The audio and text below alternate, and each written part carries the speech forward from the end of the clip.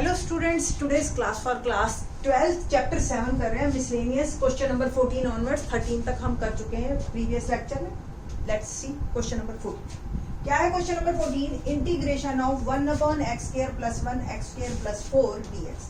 अब ऊपर x नहीं दे रखा, सब्स्टिट्यूशन में अगर आप x² डालते भी हो तो प्रॉब्लम आ जाएगी, आपके पास x नहीं है।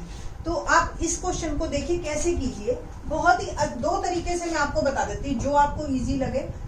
एक नजर में स्टूडेंट्स को तो ये लगता है कि हमने पार्शियल करना है और वो इस तरीके से लिखते हैं, given integrand is a proper rational function. मैं वो तरीका बता रही हूँ आपको अभी जो स्टूडेंट्स करते हैं, जिन जो रूल्स के अकॉर्डिंग चलते हैं, और स्टूडेंट्स इसको ऐसे लिख लेते हैं ax + b अपॉन x² + 1 और cx + d अपॉन x² + 1।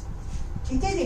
क्यों? क्योंकि स्टूडेंट्स को ये हमने कह रखा है कि अगर आपके क्वाड्रेटिक फैक्टर है डिनोमिनेटर में तो ऊपर लीनियर आएंगे। बड़े आराम से आप करोगे, x की वैल्यूज डालोगे, सब काम करोगे।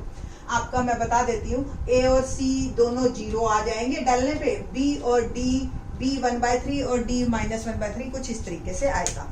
ठीक है, ये तो हो गया आपका वो तरीका जो आप करते। मैं आपको एक और तरीका बता रही हूँ जिससे कि आपका काम थोड़ा सा आसान हो जाएगा।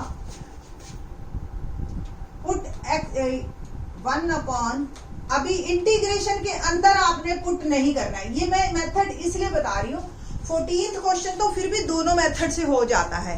आने वाला क्वेश्चन नंबर जो हमारा ये 13 वेट क्वेश्चन नंबर आगे जो हमारे पास एक x² + 1 और एक x² + 4 टाइप का क्वेश्चन है एक्सरसाइज में, वो आपका जो है किसी भी तरीके से नहीं होगा। वो उसको मैं आगे आने वाले टाइम में बताऊंगी, ठीक है, कि वो इसी मेथड से होता है एक्चुअली। तो इसलिए ये मेथड को आप देख लीजिए प्रॉपर। तो 1/x² + 1 और x² + 4। अब इंटीग्रेशन नहीं है तो मेरे को dx को चेंज करने की जरूरत भी नहीं है, और मैं x² को t पुट कर देती हूँ और क्वेश्चन कुछ इस तरीके का बन जाएगा मेरा। पुट x² = t, बस। ठीक है, और इसको मैं लिख सकती हूँ 1t a/t + 1 b/t + 4। अब इसको करने का फायदा क्या? इससे आपके पास सिर्फ a और b दो चीजें, दो ही निकालनी है आपको, तीसरी और चौथी नहीं निकालनी है ना। तो ये आपके लिए एक अच्छा है चीज, काम को कम करता है। ठीक, और बहुत इजीली आपके जो है a और b भी निकल जाएंगे क्योंकि लीनियर बन गए हैं, क्वाड्रेटिक नहीं है अब ये, है ना। तो काम आपका ऑलरेडी काफी कम हो गया। जो 4 पावर चल रही थी डिनोमिनेटर में, अब वो 2 पावर में ही कन्वर्ट हो गया। Put t = -1 in numerator of both side. मैं इधर तो 1 ही है और -1 आप डालोगे तो आपको a मिल जाएगा और b का पोर्शन हमारा 0 हो जाएगा।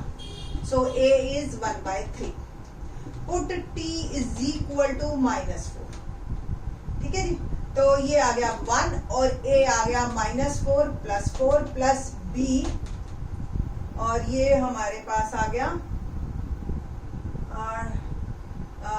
मैंने t की जगह -4 डाला। ठीक है, ये 0 हो गया और b आ गया -3b = 1। तो b की वैल्यू आ गई मेरी -1/3। a is 1/3 and b is -1/3। ठीक है, बस सिंपल। अब मैंने ये बताया था आपको a और b x वाले 0 हो जाएंगे और c d कॉन्स्टेंट्स निकलेंगे उसमें भी। तो ये देख लीजिए आप, a 1/3 और b -1/3। इट मीन्स 1/t + 1 और t + 4 can be written as 1/3 t + 1 plus -1/3 t + 4। और t की वैल्यू अगर मैं वापस पुट कर देती हूं तो इसका मतलब 1/3 1/x² + 1। ठीक है जी, 1/3 ऐसे -1/3 x² + 4, यानी कि इसको ऐसे लिख सकते हैं सिंपल। और integration of this can be written as, अब आप इंटीग्रेशन का साइन और dx इंट्रोड्यूस कर दीजिए, आपका क्वेश्चन वापस x में आ चुका है। तो अब आपको उस प्रॉब्लम से आप बच गए जो आपका dx कन्वर्ट नहीं हो पा रहा था पर्टिकुलर इस केस में। अब इंटीग्रेशन आपको पता है formula 1 upon x square plus a square का इंटीग्रेशन क्या होता है 1 upon a tan inverse x by a plus c. ठीक है, तो 1 अपॉन 3 हेयर ए इज 1, तो इसलिए वो पार्टिसिपेट नहीं करेगा। -1/3 यहाँ पे आपका a 2 है, तो ये x/2 हो गया और ये 1/2 प्लस। ठीक है जी, तो ये आपका क्वेश्चन बन गया answer 1/3 tan inverse x -1/6 tan inverse x/2 plus c is my answer.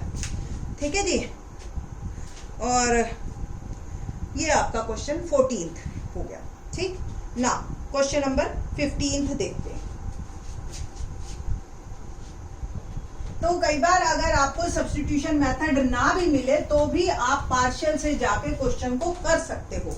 यहां से यही क्लियर हो रहा है ना। और अब देखिए 15th क्वेश्चन बिल्कुल पहले प्रीवियस एक मैंने एक्सरसाइज में करवाया भी था, 8th क्वेश्चन की तरह है बिल्कुल। cos cube x e log sin x dx, ये मेरा क्वेश्चन है। अब e और log जहां भी इकट्ठे आए वो एक दूसरे को कैंसिल कर देते हैं, तो e log sin x can be written as sin x, simple. तो मेरा जो क्वेश्चन है वो बन गया cos क्यूब x और sin x dx। आपको शो करने की जरूरत है, बस आप साइड में लिख दो ऐसे। और जब आपके पास देखो cos क्यूब x, एक मिनट, e के पर पावर नहीं है, कुछ भी नहीं है।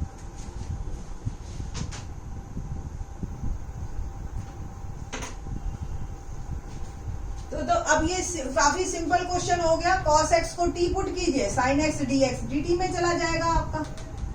और पीछे अगर आपको आंसर मिलाना है तो देख लेते हैं एक बार को, minus sine x dx question में ये आपका बन गया माइनस dt और ये बन गया t क्यूब, और answer is -t4/4 and it will become -cos 4x upon 4। ठीक है ना, plus c is my answer. शायद आंसर पीछे साइन की फॉर्म में दे रखा है, और लेट मी सी,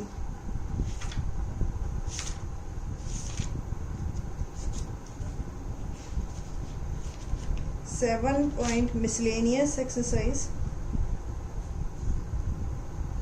क्वेश्चन नंबर नहीं, ठीक है, -1/4 cos 4x प्लस c।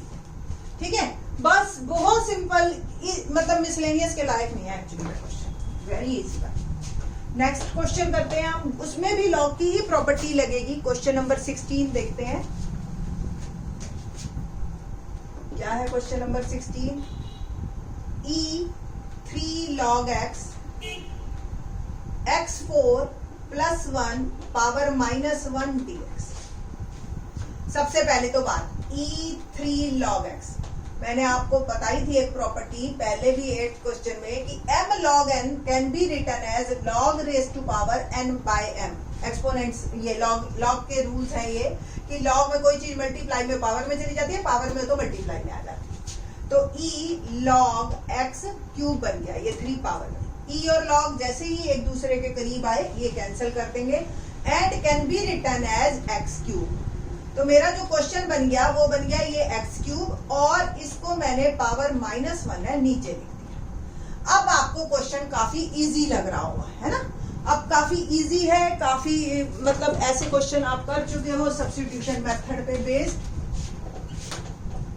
क्या है जी, x4 प्लस 1t। वैसे तो x4 भी ले सकते हो आप, बट मैं आपको बता दूं, अगर कोई जिसका हमें डिफरेंशिएशन पता है और पढ़ा हुआ है ऊपर न्यूमरेटर में, उसके साथ प्लस माइनस में कुछ कांस्टेंट है, मल्टीप्लाई में कुछ है, वो साथ ले लो, इजी कर देगा वो क्वेश्चन को आप। ठीक है, क्यों, कांस्टेंट का डिफरेंशिएशन 0 हो जाता है। x4 का डिफरेंशिएशन हो गया 4x cube, dx become dt। अब मेरे पास जो क्वेश्चन आया x cube dx is equal to dt by 4, तो dt यहां लिखा, 4 यहां लिखा, और नीचे सिंपल। और इसका इंटीग्रेशन क्या होता है, log t प्लस t की वैल्यू वापस पुट कर दो आप। ठीक है। अगर आप x4 को भी करते सपोज t, तो भी आप log t प्लस 1 कर देते और फिर यहीं पहुंच जाते। दोनों ही करेक्ट है, कोई दिक्कत नहीं है। आप किसी भी मर्जी तरीके से करिए, कॉन्फिडेंस आएगा आपके अंदर और आप बड़े आराम से करेंगे इन क्वेश्चंस को। Let's see question number 70।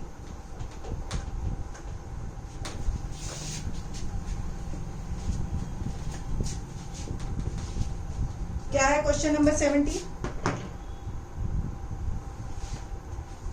ये अब इस क्वेश्चन वेरी इजी वन, बस स्टूडेंट जो है परेशान होते हैं कि उनको ये चीजें देखी नहीं है उन्होंने कभी।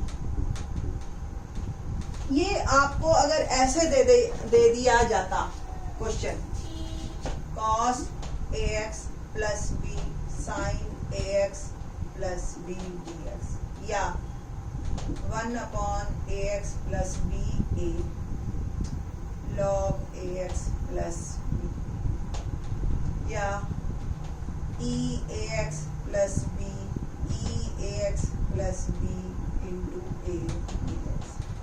मतलब कोई भी फंक्शन जिसमें ax प्लस b है और उसका डेरिवेटिव पड़ा है तो उसका इंटीग्रेशन कैसे होगा। जैसे ये पड़ा इसका डेरिवेटिव, या ये पड़ा इसका डेरिवेटिव, ये पड़ा है इसका डेरिवेटिव, ये पड़ा है इसका डेरिवेटिव, कुल मिला के कोई भी फंक्शन हो सकता है, ये जनरलाइज्ड है। तो सिंपल हम क्या करते हैं, हम फंक्शन को पुट कर देते हैं t, डेरिवेटिव करते हैं उस फंक्शन का और फिर चेन रूल लगाते हैं इनटू a और dx लिख देते हैं dt। ठीक है ना, ऐसे ही होगा ना। तो ये और ये उसका डेरिवेटिव और dx मेरा कन्वर्ट हो जाता है dt बाय a में, ठीक है। और मेरा फंक्शन तो है ही t, बस अब t का हमें इंटीग्रेशन करना है, t square by 2 plus c। तो आंसर में वापस t की वैल्यू हम पुट कर देते हैं जिस भी फंक्शन को हमने एज्यूम किया है। तो 1/2a f(ax plus b whole square plus c is my answer. ठीक है जी। तो इस तरीके से 17 तक तो क्वेश्चन थे इजी वन। 18th ऑनवर्ड हम करेंगे इन द नेक्स्ट लेक्चर, और जो है आप देखेंगे एक एक क्वेश्चन टफ है। ठीक है, तो ध्यान से करना। 18 ऑनवर्ड, 18 से लेकर 24 तक हर क्वेश्चन काफी इंपॉर्टेंट है। ठीक है, नेक्स्ट लेक्चर। थैंक्स।